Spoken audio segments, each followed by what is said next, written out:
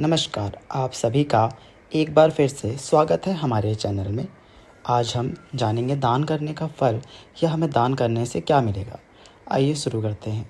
एक बार की बात है, एक भिखारी एक दिन सुबह अपने घर से बाहर भिक्षा मांगने निकला। उस दिन त्योहार का दिन था। उसे गांव में बहुत सी भिक्षा मिलने की उम्मीद थी। वह अपनी झोली में थोड़े से चावल के दाने डालकर बाहर आया। चावल के दाने उसने इसलिए रखे थे ताकि लोगों को दिखाई दे कि किसी और ने भी उसको भिक्षा दे रखी है। रास्ते में आते ही उसे सामने से राजा का रथ आता हुआ दिखाई दिया। उसने सोचा, आज राजा से भिक्षा में बहुत कुछ मिल सकता है। राजा का रथ उसके पास आकर रुक गया।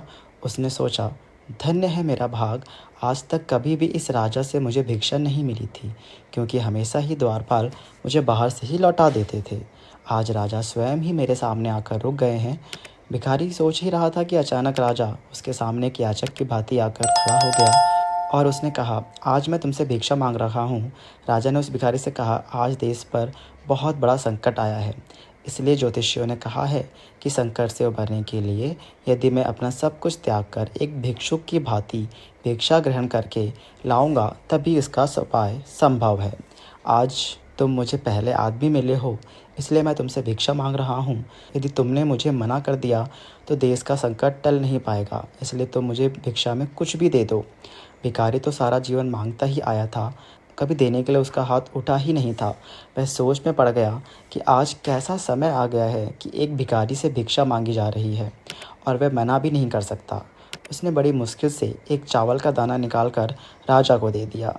राजा वही एक चावल का दाना लेकर खुश होकर आगे बढ़ गया। सबने उस राजा को बढ़ बढ़कर भिक्षा दी, परंतु भिखारी को तो चावल के दाने का गम सताने लगा। जैसे तैसे शाम को वह घर आया। जैसे ही भिखारी की पत्नी ने भिखारी की झोली खोली तो उसे झोले के अंदर एक सोने के चावल का दाना नजर आया।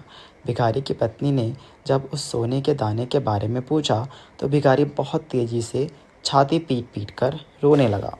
तब उसकी पत्नी ने उसके रोने का कारण पूछा तो उसने सारी बात बताई। उसने अपनी पत्नी से कहा, तुम्हें पता है कि जो हम दान करते हैं वही हमारे लिए स्वर्ण बन जाता है, और जो हम इकट्ठा कर लेते हैं वह सदा के लिए मिट्टी हो जाता है। उस भिखारी ने कहा, मैंने सिर्फ एक ही चावल का दान दिया था और सिर्फ एक ही दाना मुझे सोने के रूप में प्राप्त हुआ, इसलिए ही मैं रो रहा हूँ। उस दिन से भिखारी ने भिक्षा मांगना छोड़ दिया और मेहनत करके अपने परिवार का भरण पोषण करने लगा। उसने सदा दूसरों के आगे हाथ फैलाकर भीख ही मांगी थी। अब वह खुले हाथ से दान पुण्य करने लगा। धीरे धीरे उसके भी दिन बदलने लगे और जो लोग सदा उसे दूरियां बनाया करते थे अब उसके समीप आने लगे। दोस्तों, इस कथा का यही सार है कि जिस इंसान की प्रवृत्ति देने की होती है उसे कभी किसी चीज़ की कमी नहीं होती, और जो हमेशा लेने की नीयत रखता है उसका कभी पूरा नहीं होता।